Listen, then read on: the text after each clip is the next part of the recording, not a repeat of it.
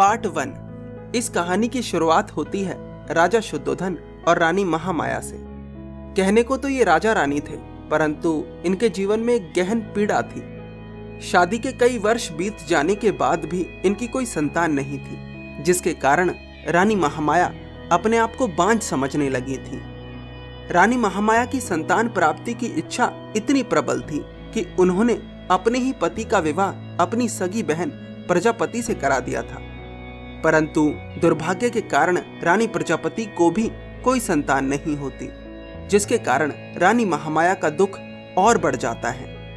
राजा शुद्धोधन के भाई द्रोणोधन का एक पुत्र था, जिसका नाम था देवदत्त। रानी महामाया देवदत्त को अपने पुत्र की तरह प्रेम करती थी, परंतु देवदत्त की माँ, जिसका नाम मंगला था, वह महामाया और प्रजापति से ईर्ष्या करती थी, क्योंकि वह नहीं चाहती थी कि महामाया या प्रजापति को कोई संतान हो, क्योंकि वह अपने पुत्र को युवराज बनाना चाहती थी। युवराज का अर्थ होता है जो भविष्य में राजा बने। जब हर प्रयास के बाद भी रानी महामाया और प्रजापति को कोई संतान नहीं होती, तब रानी महामाया तय करती हैं कि वे संतान प्राप्ति के लिए पुत्र कामेष्टि यज्ञ कराएंगी। पुत्र कामेष्टि यज्ञ के लिए कुलगुरु वाचस्पति को महल बुलाया जाता है और यज्ञ कराने के लिए सही समय पूछा जाता है। कुलगुरु वाचस्पति बताते हैं कि अब से कुछ समय बाद एक ऐसा मुहूर्त आने वाला है जिसमें पुत्र कामेष्टि यज्ञ कराने से संतान की प्राप्ति निश्चित है। कुलगुरु की बात सुन राजा और दोनों रानियां बहुत प्रसन्न होते हैं और यज्ञ की तैयारियों में लग जाते हैं। कुछ समय बाद सही मुहूर्त पर यज्ञ संपन्न किया जाता है।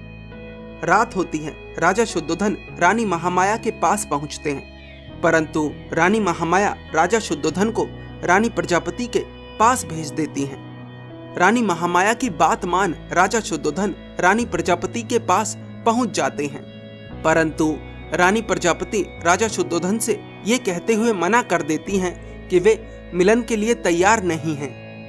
प्रजापति मिलन के लिए तैयार तो थी, परंतु वे चाहती थी कि संतान की प्राप्ति पहले उनकी बड़ी बहन महामाया को ही हो, इसलिए वे राजा शुद्धोधन को रानी महामाया के पास भेज देती हैं। उस रात महामाया को एक अजीब सा स्वप्न दिखता है। उस स्वप्न में रानी महामाया देखती हैं कि आकाश से एक सफेद हाथी अपने सूंड में एक लाल कमल का पुष्प लेकर उनकी तरफ बढ़ रहा है। अगले दिन सुबह होते ही रानी महामाया अपने स्वप्न के बारे में राजा शुद्धोधन को बताती हैं। राजा शुद्धोधन अपने राज्य के समस्त ज्ञानियों को महल बुलवाते हैं और उनसे इस स्वप्न का अर्थ पूछते हैं।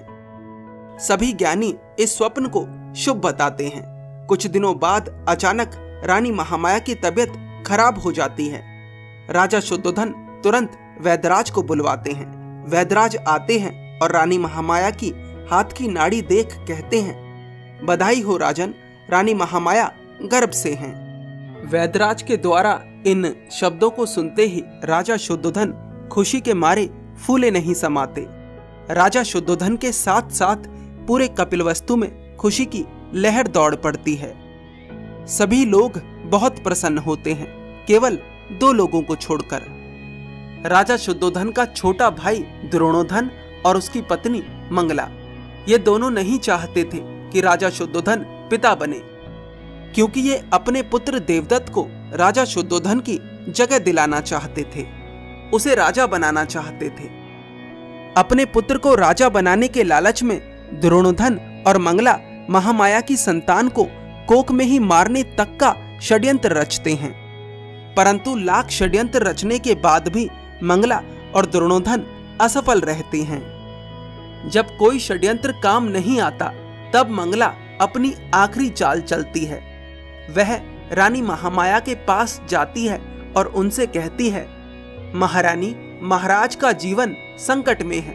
रानी महामाया मंगला से पूछती है, परंतु क्यों, क्या कारण है? मंगला कहती है, ज्योतिषियों ने कहा है कि यदि रानी महामाया ने अपनी संतान को कपिलवस्तु में जन्म दिया तो यह राजा शुद्धोधन के लिए खतरनाक हो सकता है, उनकी जान भी जा सकती है।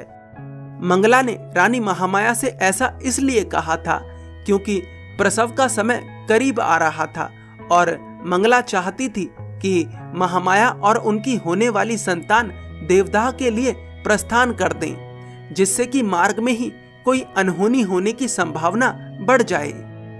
रानी महामाया मंगला की बात को सच मान लेती हैं और महाराज को उन्हें देवदाह भेजने के लिए मना लेती हैं। देवदाह रानी महामाया और प्रजापति का पीहर था। राजा शुद्धोधन रानी महामाया के साथ रानी प्रजापति तथा उन सभी लोगों को भेजते हैं जो उनकी सुरक्षा कर सकें, जिसमें सैकड़ों की संख्या में सैनिक भी शामिल होते हैं। महामाया और उनके साथ के सभी लोग देवदाह के लिए प्रस्थान कर देते हैं। लंबा सफर तय करने के बाद सभी लोग लुम्बिनी वन पहुंचते हैं। रानी महामाया और प्रजापति दोनों बहनें तय करती हैं कि रात लुम्बिनी वन में ही बिताई जाएगी। लुम्बिनी वन रात बिताने के लिए सुंदर व सुरक्षित स्थान था। पूर्णिमा का दिन था। पूरा लुम्बिनी वन चंद्रमा की रोशनी से जगमगा रहा था। वन की सुंदरता देख रानी महामाया और प्रजापति टहलने के लिए चली जाती हैं। टहलते टहलते अचानक रानी महामाया को दर्द महसूस होता है। दर्द इतना बढ़ जाता है कि रानी महामाया एक कदम भी आगे नहीं चल पाती और एक पेड़ की डाल को पकड़कर खड़ी हो जाती हैं। रानी प्रजापति तुरंत दाई और रानी महामाया की दासियों को बुलाती हैं। सभी लोग दौड़कर महामाया के पास पहुंचते हैं।